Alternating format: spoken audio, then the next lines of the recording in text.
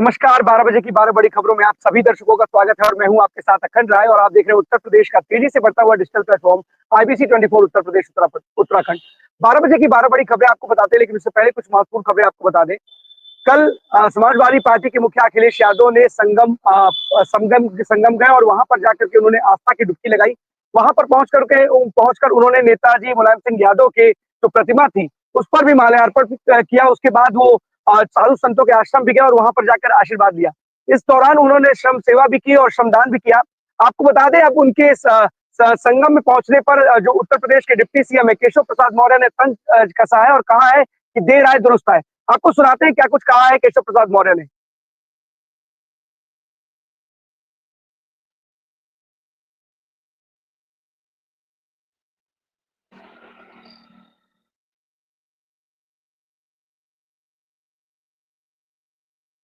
सूबे के deputy CM Keshav Prasad ने अखिलेश यादव के संगम डुबकी पर तंज कसा और कहा है कि आए तो है समाजवादी पार्टी के मुखिया, लेकिन देर से आए हैं दुरुस्त आए। आपको बयान सुनाते हैं जो डिप्टी सीएम केशव प्रसाद मौर्य ने दिया अखिलेश यादव को लेकर।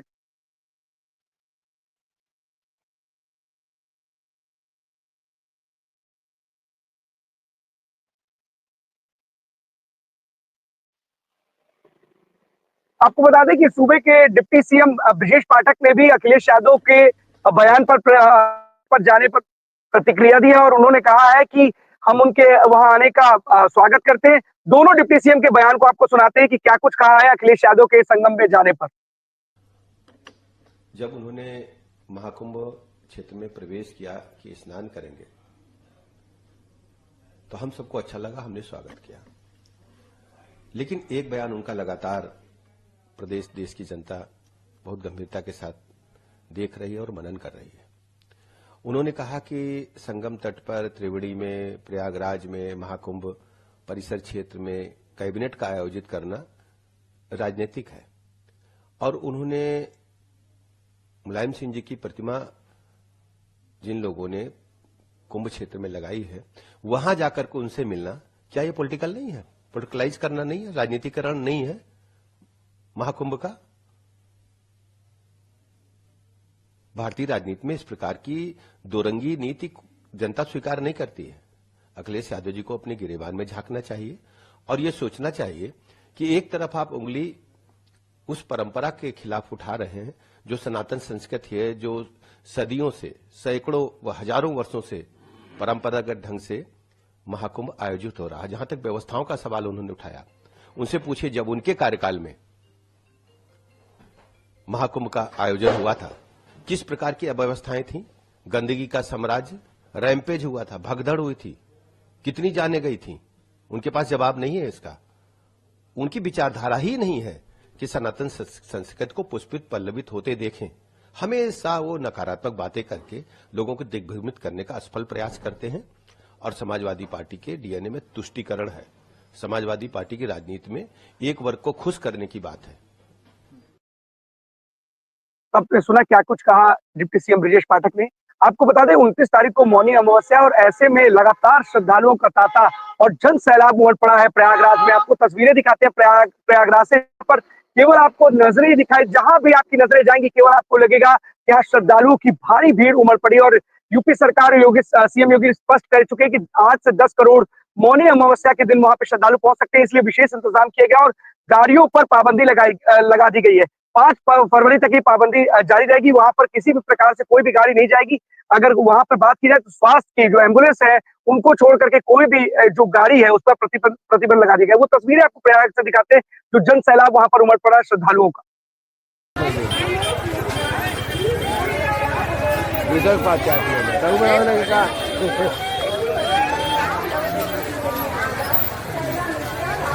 बड़े मूड दिखा रहा है तो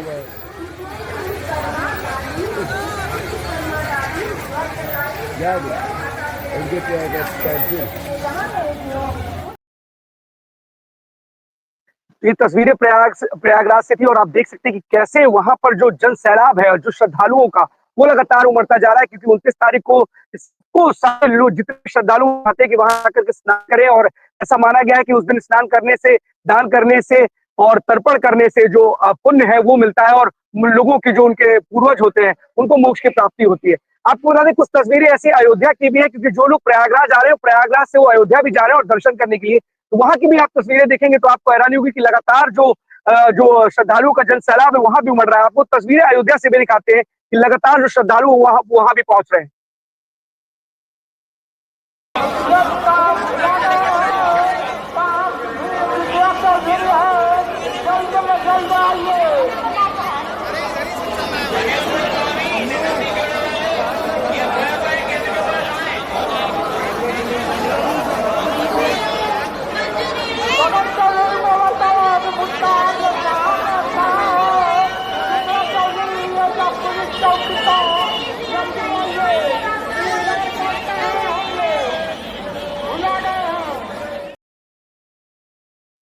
ये तस्वीरें बयां कर रही है कि जो गलियां हैं, जो सड़कें हैं, वो पूरी तरीके से श्रद्धालुओं से पटी हुई हैं और लगातार अपने प्रभु, अपने आराध्य के दर्शन के लिए लोग वहां पहुंचते जा रहे हैं।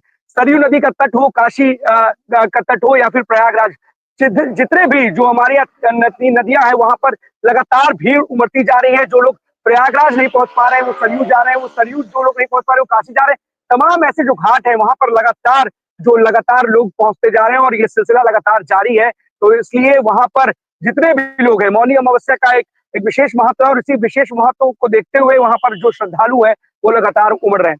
आपको बता दें कि डीएम रायबरेली हर्षिता माथुर ने एक आदेश जारी किया था, लेकिन उस आदेश का जो धज्जियां उड़ा रहे हैं जो पेट्रोल पंप संचालक है, वो तस्वीरें आपको दिखाते, जो आदेश दिया था डीएम हर्षिता माथुर ने, नो हेलमेट नो फ्यूल, उसको लेकर के पेट्रोल पंप संचालक है उसकी किस तरीके से उस नियम आदेश की धज्जी उड़ा रहे, वो तस्वीरें देखिए आप।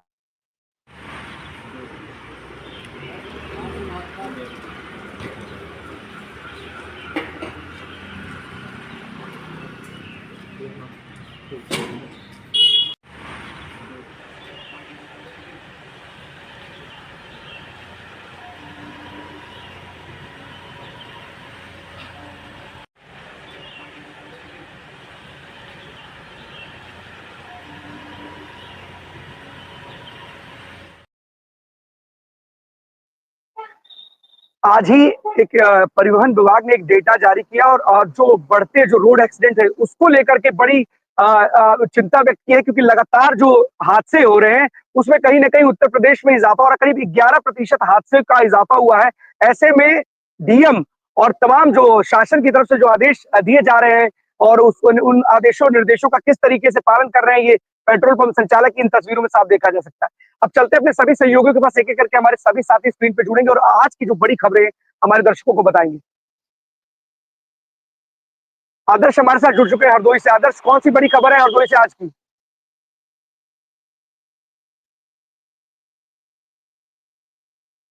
आदर्श अनम्यूट कर दीजिए।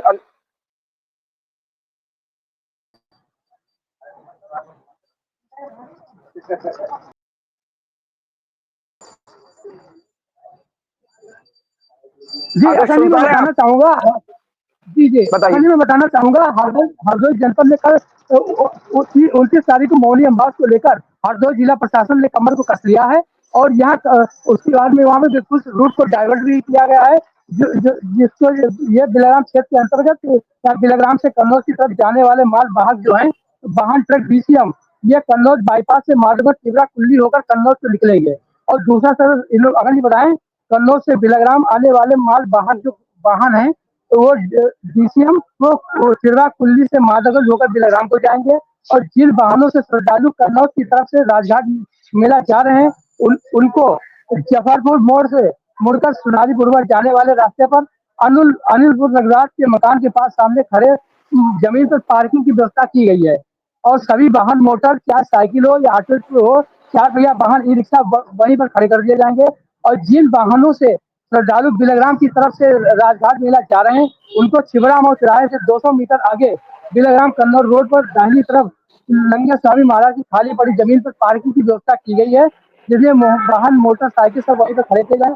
और छिबरा मोड़ तिराहा से राजघाट मेला की तरफ से जाने वाले सभी वाहन प्रतिबंधित हैं, क्योंकि वहां पर छिबरा मोड़ से लेकर राजघाट तक कोई वाहन मेला परिसर में नहीं प्रवेश कर पाएगा। जी अखंड एक लगातार इस तरीके के प्रतिबंध लगाए जा रहे हैं, क्योंकि जो भीड़ है वो लगातार बढ़ती जा रही है, वो तस्वीरें भी दिखा रहे थे।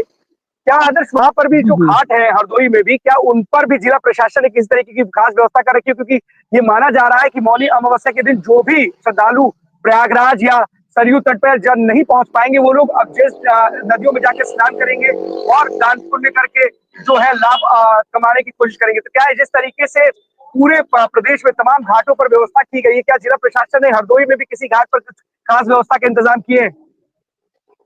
जी, अखंड में बताना चाहूंगा, हरदोई जिला प्रशासन, हरदोई डीएम बंगला प्रसाद जी और जिला पुलिस पुलिस अधीक्षक नीरज यादव जी ने हरदोई जनपद जितने भी घाट है उनकी रात को सुरक्षा व्यवस्था की गई है। और सभी ने कहीं न कहीं पर सभी जितने भी हरदोई जनपद के घाट बनाए गए हैं उन घाटों को सुरक्षा व्यवस्था को लेकर कड़ी व्यवस्था की गई है जी अखंड। और बिल्कुल मौनी आदर्श, अम्बास में क्योंकि देखते हुए जी, मौनी बताइए। अम्बास को लेकर घाटों पर काफी भीड़ उमड़ेगी। उसी भीड़ को लेकर यहाँ हरदोई प्रशासन ने एकदम से कमर कस ली है और प्रशासन जो बिल्कुल है आदर्श, किसी प्रकार कोई तरह जी बिल्कुल आदर्श, लगातार जिस तरीके से तस्वीरों में देखा जा रहा है और लोगों में खासा उत्साह है, श्रद्धालुओं में भी उत्साह है, बसंत पंचमी है, मौनी अमावस्या है। ऐसे में जिस तरीके से सीएम योगी ने कहा है कि वहां पर भारी भीड़ उमड़ सकती है, ऐसे में जो तमाम घाट है, जो लोग प्रयागराज नहीं पहुंच पा रहे, संगम नहीं पहुंच पा रहे, वो आसपास के नदियों में घाटों पर जाकर के स्नान करके पुण्य कमाना चाहते हैं। इसलिए विशेष इंतजाम किए गए हैं प्रदेश सरकार की तरफ से और जिला प्रशासन की तरफ से, क्योंकि अगर किसी प्रकार की कोई असुविधा किसी भी को भी ना हो, ये खास तौर से प्रदेश सरकार की मंशा है। बहुत बहुत धन्यवाद आपका इस तमाम जानकारी के लिए आदर्श। कुछ कहना चाह रहे, बताइए आदर्श, बताइए। अगर मैं बताना ये एक बार और बताना चाहेंगे कि ये तिबरा मौसी जो राजघाट की रास्ता करीब 3 किलोमीटर अंदर है। वहां पर लोग जबरदस्ती गाड़ी को अंदर लिए जाते थे, पुलिस से भिड़ंत भी हो जाती थी। लेकिन अब की बार हरदोई जिला प्रशासन ने इतनी अच्छी व्यवस्था की है कि कोई भी वाहन तिबरा मौसी राजघाट के लिए अंदर नहीं जा पाएगा, जिससे तो वहां पर एक्सीडेंट की भावना भी कम हो जाएगी। और कहीं ना कहीं तो ये जो गाड़ियां ले जाते हैं वहां पर पुलिसकर्मियों से भी भिड़ जाते हैं लोग कि हम गाड़ी अंदर को ले जाएंगे, लेकिन वहां पर गाड़ी अंदर लेकर कहीं ना कहीं लोग भी देखने को मिल जाती है। इसको लेकर व्यवस्था सुरक्षा व्यवस्था हरदोई जिला प्रशासन ने बहुत ही अच्छी की है इसके लिए कहीं ना जी कहीं अखंड। तारीफ के काबिल है जिला प्रशासन, क्योंकि लगातार इस तरीके की समस्या की वजह से घंटों जाम में लोग फंसते हैं और बड़ी दिक्कत का सामना करना पड़ता है। अगर इस तरीके से पहले से ही पूरा का पूरा प्लान मैनेज किया जाएगा तो कहीं ना कहीं लोगों को भी खास दिक्कत होने से बचा जा सकता है। बहुत बहुत धन्यवाद आपका इस तमाम जानकारी के लिए आदर्श। इंद्रवीर हमारे साथ जुड़ चुके हैं। इंद्रवीर, डीएम साहिबा ने आदेश तो जारी कर दिया, लेकिन उन आदेशों पर पलीता लगा रहे हैं पेट्रोल पंप संचालक। अगर ये आदेश जारी किए जाते हैं और उन आदेशों पर इसी तरीके से माखौल उड़ाया जाता है पेट्रोल पंप संचालकों की तरफ से, तो क्या आदेश का कोई मायने मतलब है? देखिए सर, जैसा आपने कहा कि कहीं ना कहीं जो है जिस तरीके से ये लोग धज्जियां उड़ा रहे हैं इस नियम की। अभी आज अगर बात करें तो आज रायबरेली में कुछ ऐसी घटनाएं हुई हैं, शायद वो दिल दहला देंगी। 1 से 2 एक्सीडेंट रायबरेली जिले के, ये मैं शहर की बात कर रहा हूँ। और जहां पे ये पेट्रोल पंप है, जहां की ये तस्वीरें हैं, उसी रोड पे ये जो है हादसा हुआ है आचार्य द्विवेदी नगर के पास में। मोटरसाइकिल से मोटरसाइकिल टकरा गई और उसमें जो है लोग घायल हुए, जिला अस्पताल पहुंचे। खैर उचित रहा कि शायद वहां पे किसी की मृत्यु नहीं। लेकिन आप ये समझते हैं कि अगर शासन प्रशासन आपके अनहित के लिए कोई योजना लाती है तो ये आप अपने दिमाग से निकाल दीजिए। शासन प्रशासन का एक मकसद है नो हेलमेट नो फ्यूल का लाने का अखंड, कि आपकी सेफ्टी और आपकी सुरक्षा। डर अगर हमारे घर में हम स्कूल के लिए निकलते हैं, मैं छोटा सा उदाहरण दूंगा, 2 मिनट समय लूंगा। मैं अगर घर से निकलता हूं और स्कूल बंद करता हूं और प्रिंसिपल अगर शिकायत करता है हमारे गार्जियन से, तो मुझे ये रहता है यार कि एक दिन मार पड़ गई है गार्जियन से, अब मैं दोबारा स्कूल बंद नहीं करूंगा। एक डर, तो ये डर है। डर की वजह से प्रशासन ने आपको अलर्ट किया है कि आप नो हेलमेट नो फ्यूल। क्यों? क्योंकि आज के जमाने में जिस तरीके से हेलमेट को देखते हुए अखंड में 110%, 100% नहीं, 110% कह सकता हूं अखंड, कि अगर रोड एक्सीडेंट में मृत्यु हो रही है लोगों की, जाने जा रही है, तो उसमें कहीं ना कहीं हेलमेट बहुत बड़ा जो है सवाल है। अगर आप हेलमेट लेके चलोगे, ऐसा नहीं है कि हेलमेट लगाने वाले की मृत्यु नहीं होती है, लेकिन कहीं ना कहीं 80% आपकी जो मौत होती है वो हेलमेट ना लगाने की वजह से एंड ड्रिंक एंड ड्राइव से। ड्रिंक एंड ड्राइव परसेंटेज कम है हर जिले में, लेकिन हेलमेट पहली प्राथमिकता होनी चाहिए। तो जिला प्रशासन हो या उत्तर प्रदेश सरकार हो, किसी से किसी को कोई एलर्जी नहीं है कि आपको वो किस तरीके से किस डरा के नहीं।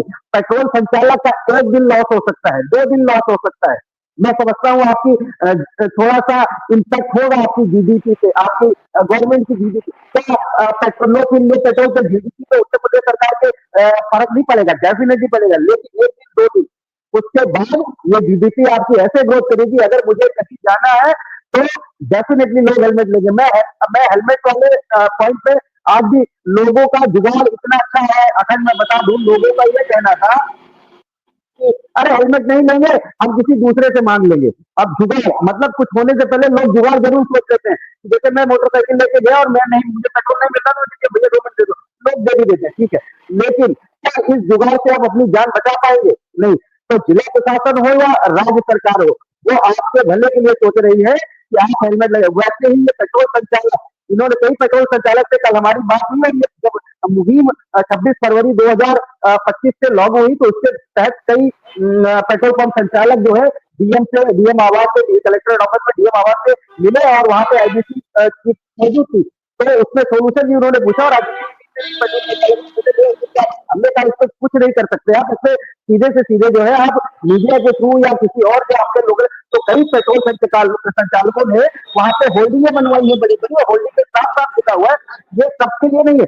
लेकिन जो लोग ऐसी धज्जियां उड़ाते नजर आ रहे हैं, जो संचालक, पेट्रोल पंप संचालक, उनको कहीं ना कहीं सख्त दिशा निर्देश देने पड़ेंगे, बाहर होल्डिंग लगानी पड़ेगी।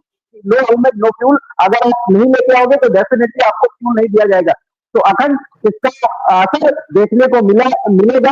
और मैं गारंटी के साथ कह सकता हूँ कि डर अगर आपके अंदर नहीं होगा तो आपको कहीं ना कहीं उस दुर्घटना का और कहीं ना कहीं जो और सरकार के जो अगर आप मनमानी तरीके से काम करोगे तो डेफिनेटली पेट्रोल पंप संचालकों पर भी हो सकता है कार्रवाई हो, और हो सकता है जो लोग पेट्रोल हेलमेट लगा के नहीं जा रहे उनके ऊपर भी होगी। मेरा बस इतना कहना है कि ये मैं भी पॉजिटिव तरीके से आपको बताने की कोशिश कर रहा हूँ कि ये आपके भले के लिए, हमारे भले के लिए, ये हमारे जो रेवन्यू के लोग हैं, जो एक डर है उसको निकाले। और आप अगर 1 लाख 2 लाख 50,000 60,000 70,000 80,000 के नीचे कोई मोटर बाइक नहीं आती, चाहे वो छोटी भी छोटी हो, स्कूटी हो, लेकिन अगर आप अपने सेफ्टी और अपने सुबह निकल रहे हैं और अपने परिवार के साथ में शाम को खाना खाना चाहते हो तो आपसे भी आईबीसी निवेदन करता है कि आप लोग जाएं और हेलमेट खरीदें। 700-800 1000 रुपए एक अच्छी क्वालिटी वाला हेलमेट 2000 का ले। आईएसआई का जो मार्क होता है, होल मार्क, वो हेलमेट ले, ताकि आप सेफ रहे और राजधानी आपकी सेफ रहे। और पूरे तरीके से आप इस जो मुहिम है डीएम हर्षिता माथुर की जो मुहिम है उत्तर प्रदेश सरकार की, उस मुहिम में अपना योगदान। इंद्रवीर, शासन और प्रशासन की जिम्मेदारी होती है कि अपने जो जनता है जो उनकी सुरक्षा को लेकर के, और इसीलिए इस तरीके के आदेश और निर्देश जारी किए जाते हैं। लेकिन एक सवाल ये भी है कि अगर नो हेलमेट नो फ्यूल, क्योंकि जो हेलमेट लगा करके नहीं आया व्यक्ति उसको पेट्रोल देने की जिम्मेदारी तो पेट्रोल पंप की है। तो क्या ऐसे पेट्रोल पंप संचालकों के खिलाफ या पेट्रोल पंप कर्मियों के खिलाफ कोई कार्रवाई नहीं की जा सकती?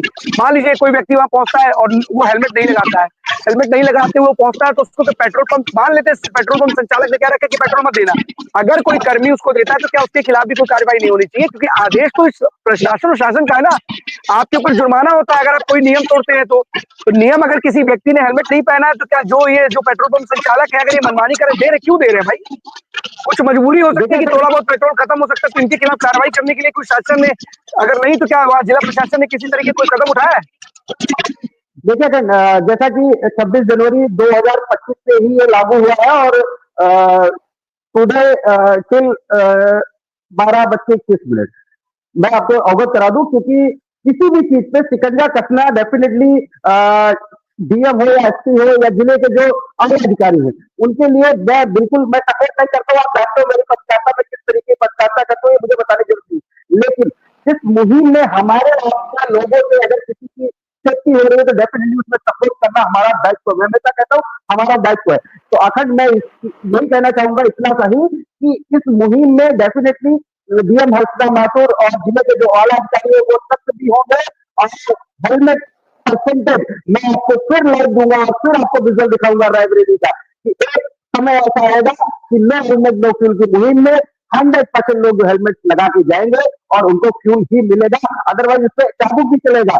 और इससे डीएम मानसिका माथुर से बात की होगी। और ये क्योंकि आज सेकंड डे है तो डेफिनेटली कहीं ना कहीं कुछ चीजें एक साथ हम लोग स्कूल भी जाते तो हम लोग एक साथ सब गुण संपन्न नहीं हो जाते, तो वैसे ही लोग अभी ढीला कर रहे हैं। डेफिनेटली इसको हम निगेटिव नहीं कहेंगे, इसको हम भी पॉजिटिव तरीके से आज ले रहे हैं क्योंकि सेकंड डे है और सेकंड एंड हाफ डे आज अभी 1.5 दिन हुआ है। तो डेफिनेटली इसमें चाबुक भी चलेगा और सख्त कार्रवाई भी की जाएगी, चाहे वो पेट्रोल पंप संचालक हो, चाहे वो वहां के कर्मी हो, उनके ऊपर कुछ चाबुक भी चलता नजर आएगा।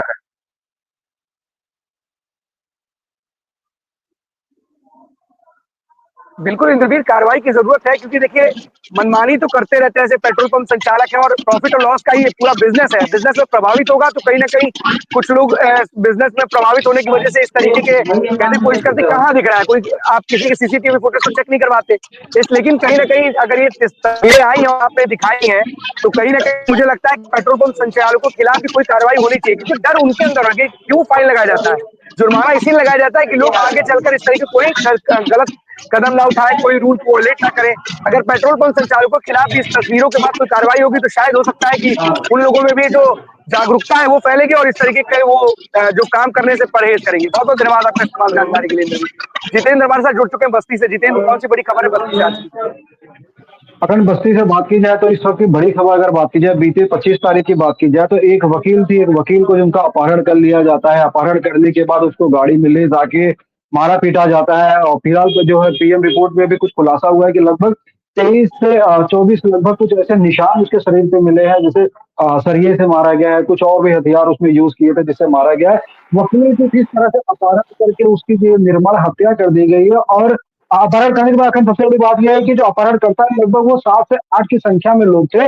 वहां से लाने के बाद में बस्ती के गणेशपुर के एक गांव क्षेत्र के पास में रोड पे उसको फेंक देते। फिलहाल वो जो वहां पे रोड पे गिरा होता है, इससे भी उन लोगों का मंद नहीं भरा तो उसके ऊपर वो गाड़ी चढ़ा देते हैं जिससे उसकी हत्या हो जाती है। फिलहाल लेकिन जिस तरीके से एक वकील का मामला था और सेंसिटिव मामला जिस तरीके से, लेकिन फिलहाल जो बस्ती के पुलिस अधीक्षक है वो तत्काल जो है एक्शन में देखे, घटनास्थल में पहुंचे, पूरी टीम उन्होंने लगा दी और स्वयं वहां पे रहने के रह गए। और उसके बाद में उन्होंने एक की तो गिरफ्तारी कर ली है, लेकिन बाकी अभी भी जो लोग हैं वो मौके से फरार है। लेकिन आज जैसे कि जो है पिछले 26 जनवरी थी, उसके बाद आज सोमवार का दिन है, लेकिन आज बस्ती के वकीलों में काफी रोज देखने को मिल रहा है। बस्ती का जो न्याय मार्ग है वो पूरी तरीके से जाम है। उस रोड पे, बीच रोड पे जो है वकील वहां पे हजारों की संख्या में बैठे हुए हैं और वहां बैठ के उनकी गिरफ्तारी की मांग भी कर रहे हैं। कहीं ना कहीं जिस तरीके से जो है 25 तारीख की घटना है, आज 26 तारीख की हुई, 2 दिन में सिर्फ एक लोगों की गिरफ्तारी हुई है, जो कि वकील की गलती इतनी थी कि वो अपनी सिस्टर की ही जो है वो पैरवी कर रहा था। लेकिन जिस तरीके से ये हत्या हुई है, फिलहाल वकीलों में रोज देखा जा रहा है, वकील एक रणनीति तैयार कर रहे हैं। हो सकता हो कि गिरफ्तारी ना हो, कोई कार्रवाई ना हो तो जो व्यापक जो ये वकीलों का आंदोलन है कहीं ना कहीं ये पूरे प्रदेश में, पूरे उत्तर प्रदेश में फैल सकता है। फिलहाल वकील जो है पूरी तरह से अभी भी धरने पे बैठे हुए हैं। अब कोई अधिकारी मिलने उनसे नहीं गया, लेकिन वो रणनीति बना रहे हैं। हो सकता हो कि कुछ देर में शायद डीएम का रैली की बात की जाए, की बात की जाए, हो सकता हो कि वो उसका घेराव नजर आएंगे। अखंड जितिन, क्या पुलिस किसी अपराधी तक पहुंच पाई है? क्या कोई क्ल्यू मिला है या कोई आपसी रंजिश की बातचीत निकल करके सामने आ रही है? क्योंकि इस तरीके की जो निर्मम हत्या की बात सामने आ रही है तो रोष तो वकीलों में है ही, लेकिन परिवार वाले भी काफी दुखी होंगे। इसमें क्या किसी तरीके कोई बात निकल के आ रही है कि आपस में कोई आपसी रंजिश थी या किसी से उनका कोई विवाद था या फिर किसी बात को लेकर के किसी से कुछ दुश्मनी थी? बिल्कुल, की जो हत्या हुई ये पारिवारिक ही मामला था, क्योंकि जो वकील है वो अपनी सिस्टर की जो वो पैरवी कर रहे थे, लेकिन जिसने हत्या की है वो कहीं ना कहीं उनके बहनोई थे। और फिलहाल उनके बहनोई की जानकारी ये लगी कि उन्होंने एक शादी कर ली और जो उसकी बहन थी उसने उसकी बहन को जो है छोड़ दिया, और छोड़ने के बाद वकील जो है अपनी बहन का केस वो लड़ रहे थे। और इस बारे में कई बार बीच में छोटी मोटी नोकझोंक हुई है, कोर्ट में काफी समय से मामला भी चल रहा था। और लेकिन कहीं ना कहीं उसको देखते हुए, क्योंकि जिस तरीके से जो है इनकी बहन को छोड़ देना, वकील की बहन को छोड़ दिया गया, तो वो अपनी बहन की पैरवी कर रहे थे, जिसको लेके ये पूरा मामला, ये पारिवारिक पूरा मामला था। फिलहाल लेकिन न्यायालय में मामला जहां वो तो वजह से जो है इस तरह की निर्मम हत्या हुई है, ये कहीं ना कहीं अपनी बहन को उसमें ही हत्या की गई है। अखंड बिल्कुल जितेंद्र, एक पुलिस के लिए जांच का विषय है और अब पुलिस के हाथ कब तक अपराधियों के गले तक पहुंचते ही देखने वाली बात होगी, क्योंकि जिस तरीके से एक व्यक्ति की निर्मम हत्या कर दी है, कहीं ना कहीं न सिर्फ परिवार वालों में, वकीलों में रोष है, बल्कि इस देश में और प्रदेश में इस तरीके के मुद्दों की वजह से सरकार पर सवाल खड़े होते हैं। तो इसलिए पुलिस को जल्द से जल्द जांच करके इस पूरे मसले को सुलझाना चाहिए और जो हत्या के आरोपी हैं उनको सलाखों के पीछे भेजना चाहिए। बिल्कुल ऐसा नहीं बता दें कि जिस तरीके से पूरा रोड में बात तो अगर जो न्याय का सबसे आदर्श मार्ग माना जाता है, वाकई में जिस तरह से न्यायालय दोनों तरफ से सारे रोडों को बंद किया, वकील बीच रास्ते के धरने पे बैठना, अभी तक मौके पे अधिकारियों का ना पहुंचना, कहीं ना कहीं वाकई में जो है ये एक संशय की बात है। वाकई में ठीक है, पुलिस ने जो इसमें कार्रवाई तो की, लगभग 7 से 8 लोगों के खिलाफ नामजद मुकदमा तो दर्ज कर लिया, लेकिन कहीं ना कहीं अभी भी लगभग जो है मेरे ख्याल से 24 से अधिक से समय घंटा का बीत चुका है, लेकिन और लोगों की गिरफ्तारी नहीं हुई है। आखिर पुलिस ने टीम अपनी गठित की है, तो कहीं ना कहीं कार्रवाई होना जरूरी है। अगर शायद ये कार्रवाई होती तो मेरे ख्याल से शायद जिस तरीके से ये रणनीति यहाँ बनी हुई है, या आगे जो कार्रवाई जो है वकीलों द्वारा की जाएगी, जिस तरीके से वो संगठित हो चुका है, तो कहीं ना कहीं जो है ये अपने आप में एक काफी जो है संजीदा मामला देखने को हो सकता है, मिल सकता है, क्योंकि वकीलों में रोष जो है काफी व्यापक तरीके से इस समय देखने मिल रहा है अखंड।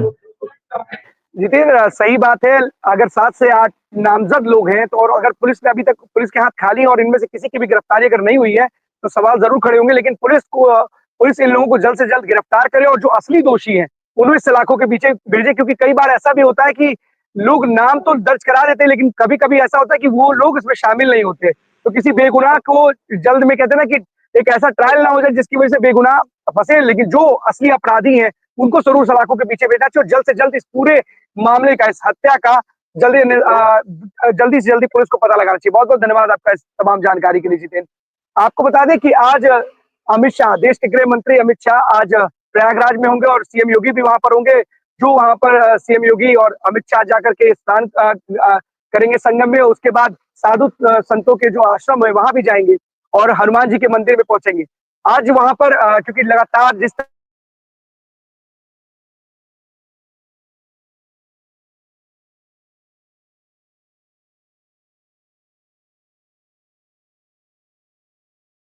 आईपीएस भी वहां दर्शन करने के संगम में डुबकी लगाने के लिए आस्था के पहुंच रहे हैं। आपको बता दें कि आज जो साधु संत हैं वो एक जिस तरह से बोर्ड है आपका, उसी तरीके से एक सनातन बोर्ड की मांग कर रहे हैं और इसी को लेकर के देवकी नंदन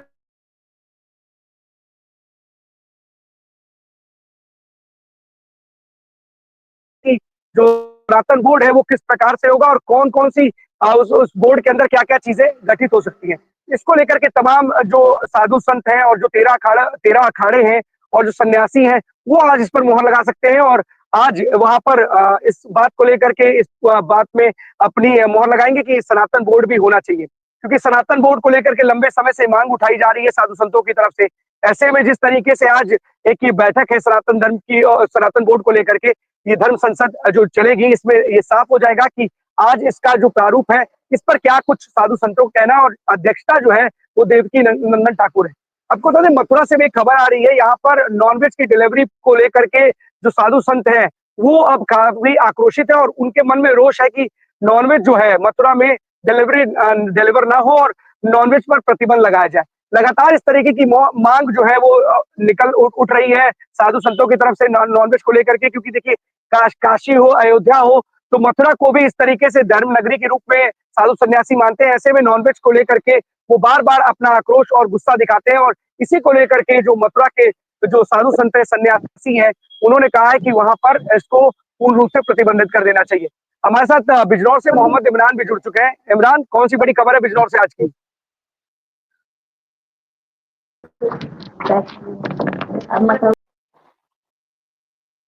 इमरान, आवाज आ रही है आपको?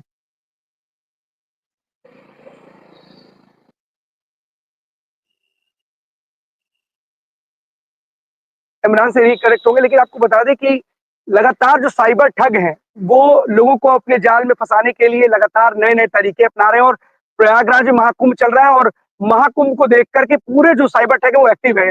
यूपी पुलिस ने पहले भी एक वीडियो जारी किया था और लोगों को बताया था कि सचेत रहें इन साइबर ठगों से। आज दूसरा वीडियो भी उन्होंने जारी किया है और लोगों को सचेत रहने की सलाह दी है, क्योंकि लगातार लोग प्रयागराज महाकुंभ लेकिन जिस तरीके से तस्वीरें आप देख रहे हैं, तो जो ये साइबर ठग हैं ये तमाम नए नए तरीके अपना रहे हैं और इन तरीकों से लोगों को, भोली भाली श्रद्धालुओं को अपनी ओर आकर्षित करके अपने जाल में फंसा करके उनके जो गाढ़ी कमाई है वो उनसे ठग ले रहे हैं। और इसी को लेकर के यूपी पुलिस ने आज एक नया वीडियो जारी किया है कि आप सचेत रहें, किसी भी जालसाज के चक्कर में ना आए, और अगर कोई भी आपसे ओटीपी फोन पे मांगता है तो ओटीपी शेयर ना करें। इसी को लेकर के आज यूपी पुलिस ने एक वीडियो जारी किया। ये दूसरा वीडियो है यूपी पुलिस की तरफ से, क्योंकि लगातार इस तरीके की शिकायतें यूपी पुलिस को मिल रही है कि जो साइबर ठग है वो एक्टिव है। और महाकुंभ को देख करके, वो महाकुंभ को लेकर के ये जो साइबर ठग है वो लगातार नए नए जाल तैयार कर रहे हैं कि जिसमें कहीं ना कहीं लोग उस जाल में फंस जाए। क्योंकि लगातार आपने देखा होगा कि लोग ऑनलाइन सर्च करते हैं कि कहाँ पर रुकने की उचित व्यवस्था की गई है, ठहरने की कहाँ व्यवस्था है। तमाम ऐसे पैकेजेस की तलाश में लोग ऑनलाइन सर्च करते हैं, और इसी कारणवश जो साइबर ठग होते हैं वो आसानी से इन ऐसे भोले भाले लोगों को शिकार बना सकते हैं। हमारे साथ इमरान जुड़ चुके हैं बिजनौर से। इमरान, कौन सी बड़ी खबर है बिजनौर से आज की? देखिए, अगर मैं आपको बता दूं, बिजनौर में लगातार पिछले एक सप्ताह से चोरों के जो हौसले बुलंद नजर आ रहे हैं। एक ही समय में तीन घरों पर चोरी होती है, उसके बाद जो है चोर फरार हो जाते हैं। अब बीती रात भी चोरों को जो है देखा गया है, चोर जो है पुलिस की वर्दी में जो है वर्दी पहनकर जो है आ रहे हैं और घरों के जो है बेल बजा रहे हैं। तो कहीं ना कहीं जो है पुलिस का जो है शिकंजा अभी चोरों के ऊपर जो कसता नजर नहीं आ रहा है। जी मोहम्मद इमरान, ये बहुत बड़ी चिंता का विषय है यूपी पुलिस के लिए भी, क्योंकि पुलिस के भेष में अब ये जो लुटेरे हैं, ये चोर हैं, अब ये रात में दस्तक दे रहे हैं। क्या पुलिस ने इस पर कोई कार्रवाई किया? क्या इस तरीके किसी गिरोह के बारे में उसको कोई जानकारी लग पाई है? देखिए, अगर मैं आपको बता दूं, अभी जो है आईजी मुनिराज भी आए थे और तीनों घरों का जो है निरीक्षण किया, क्योंकि तीनों जो घर है, एक घर मालिक जो है एयरफोर्स में इंस्पेक्टर के पद पे, दूसरा बीएसएफ में है और तीसरा जो है यूपी पुलिस में है। तीनों ही अधिकारी हैं, लेकिन तीनों के घरों पे जो है चोरी होना और लगभग काफी बड़ी मात्रा में जो है केस गया और सोना चांदी भी काफी मात्रा में गई थी। लेकिन अभी तक भी चोरों का जो है कोई अता पता नजर नहीं आ रहा है। टीमें, बस पुलिस का एक कहना है कि हमने टीम जो है लगा दी गई है, जल्द से जल्द चोर जो है पुलिस की गिरफ्त में होंगे। जी इमरान, टीम तो गठित कर दी गई है, लेकिन पुलिस के हाथ अभी खाली हैं। ऐसे में एक बड़ी चुनौती है पुलिस के लिए, क्योंकि अगर इस तरीके से अपराधी बेखौफ होकर के घूमेंगे और पुलिस की ही वर्दी में आकर के चोरी की घटना को अंजाम देंगे, तो लोग समझ नहीं पाएंगे कि आखिरकार चोर कौन है। बिल्कुल। अभी जो है, जो पिछली वीडियो है उसमें तीन चोर जो है, एक चोर लगा है तो दो चोर जो है आपका क्या कुछ कहना है इस पर इमरान?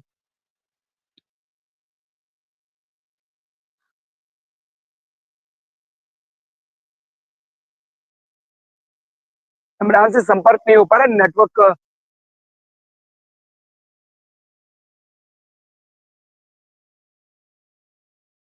जो लेकर और बता रही है कि आपको कैसे जालसाजों से सावधान रहना है। लेकिन कुछ ऐसी लोगों को ये आईबीसी अपने दर्शकों से अपील करता है कि किसी के ऊपर भी विश्वास ना करें, क्योंकि आज की डेट में जितने पुलिस एक्टिव है और नई टेक्नोलॉजी का इस्तेमाल कर रही है, चोर उससे 2 कदम आगे बढ़ करके एक नए नायाब तरीके निकाल रहे हैं कि लोग उनके चंगुल फंसे। और देखिए, जिस तरीके से वर्दी पहन करके तमाम ऐसी घटनाएं घटित हो रही हैं, चाहे साइबर ठगी की बात की जाए, पुलिस को इसको देखने की जरूरत है और ऐसे अपराधियों के खिलाफ सख्त कार्रवाई करने की जरूरत है। कि क्योंकि अगर इस तरीके से लोग, भोली भाली जनता को ये चोर बदमाश ठगेंगे, तो कहीं ना कहीं एक बड़ी दिक्कत का सामना प्रदेशवासियों को करना पड़ेगा। इसलिए ऐसे जो अपराधी हैं, जो ऐसे बेखौफ लोग, बदमाश नए नायाब तरीके निकाल करके लोगों को अब ठगने का काम कर रहे हैं, लोगों के साथ लोगों को लूटने का काम कर रहे हैं, उनके खिलाफ कड़े एक्शन की जरूरत है यूपी पुलिस को लेने की। तो 12 बजे 12 बड़ी खबरों में आज के लिए बस इतना ही। कल हम आपके सामने फिर से होंगे हाजिर, तब तक के लिए दीजिए हमें इजाजत। धन्यवाद।